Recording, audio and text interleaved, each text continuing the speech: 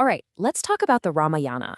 For millions and millions of people, this isn't just a story. It's a foundational epic. It's a guide to how to live, a manual for duty and devotion.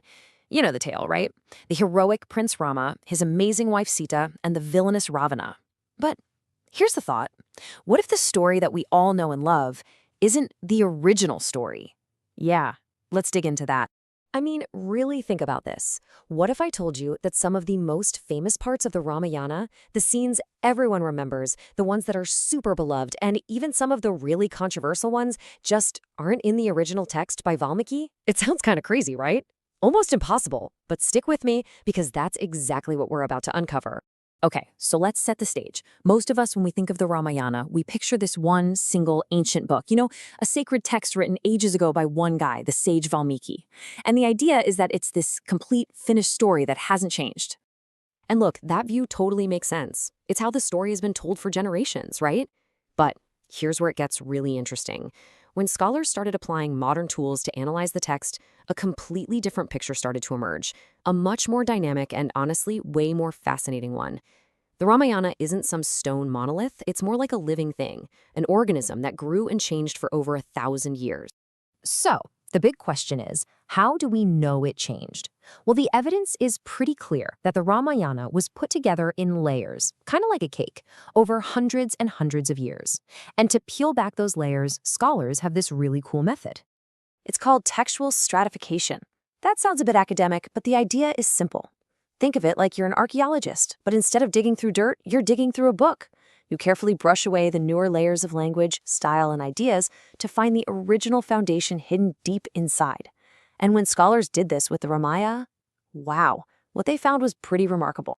So, take a look at this. A lot of this work comes from a scholar named John Brockington, and he laid out 5 distinct stages of how the epic evolved. Now, check out stage 1. This is the oldest layer. We're talking around the 5th century BCE. And in this version, Rama is a human hero. A great man, sure, but a man. Now, fast forward to stage 3, that's like 500 to 800 years later.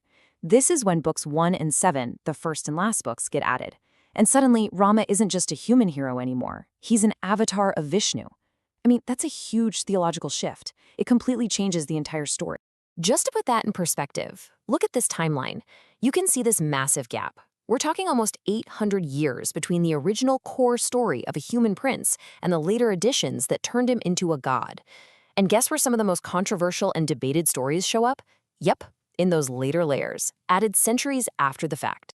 And if you want a perfect case study of one of these later stage-through additions, look no further than the story of Shambuka. Now, this is a really tough, controversial story that comes up a lot in modern debates about caste, and understanding when it was added to the text is absolutely critical.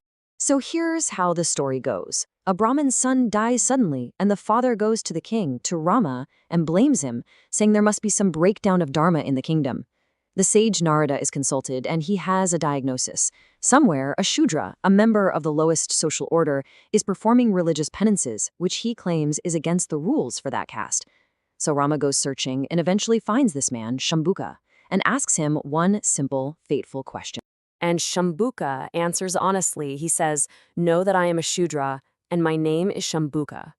He doesn't hide who he is or what he's doing, and as soon as he confesses, Rama pulls out his sword and beheads him. Just like that. After this, the story says the gods cheer for Rama, and the Brahmin son is magically brought back to life. It's a really stark and, frankly, very disturbing story. So, here's the kicker. Is this story in the Ramayana? Yes, it is. But, and this is a huge but, it's only found in the Uttara Kanda, which is book 7. And as we just saw on the timeline, that whole book is a later addition. It's from stage 3, hundreds and hundreds of years after the original. So this story, it's not from the original heroic epic. It seems to reflect the much more rigid social rules of a later time, which were then written back into the story, projecting them onto Rama's time. Okay, but it's not just about what was added to the story later on. It's also about what wasn't there to begin with. There are some super famous stories that we all assume are part of the original epic, but they're just not. Get ready, this might surprise you. Let's start with the Lakshman Rekha. You know, the magical line Lakshmana draws to protect Sita. It's probably one of the most iconic scenes in the whole epic. But in the original Valmiki Ramayana, it's not there. It just doesn't exist. There's no magic line. What's there instead is actually this moment of raw human drama, where a desperate Sita accuses Lakshmana of terrible things to get him to leave, and he finally does, completely heartbroken. Or how about Ahilya? The popular version of her story is that she was cursed and turned into a stone, and she's only freed when Rama's foot touches her. It's a story of divine magic. But in Valmiki's telling, she's not a stone. She's cursed to be invisible and live a life of penance. Rama comes along and honors her for her discipline and her devotion. He doesn't magically zap her back from being a rock. And what about this story of the little squirrel? You know the one, right? The tiny squirrel helps build the bridge to Lanka by carrying pebbles, and Rama blesses it. It's a beautiful story, and it teaches that every little bit of devotion counts. It's a really powerful idea. But it's not in Valmiki's original text. The original describes this epic feat of engineering, with the monkey army literally throwing mountains into the ocean. The squirrel story was added later, and you can see why. It makes devotion something anyone, no matter how small, can participate in. So, when you put it all together, what does this all mean? All these stories that were added and all these famous scenes that were actually invented much later, they all point to something huge. The epic didn't just get a few edits here and there. Over the centuries, it fundamentally transformed into something new. But why? Why did all these changes happen? Well, it's because the whole purpose of the story began to shift. It started out as a heroic poem, an epic about human struggle, about duty, about loss. But it evolved into a sacred religious text, a story about a divine God and the incredible power of devotion. And really, this is the main takeaway. It's almost like there are two different epics living inside one name. You have the original, a heroic epic, an itihasa. It's a story about a perfect man, a human prince, wrestling with his duty, with his dharma. And then you have the evolution, a devotional text, a bhakti story. This is the story of a divine avatar, a god, whose every action is part of a perfect cosmic game.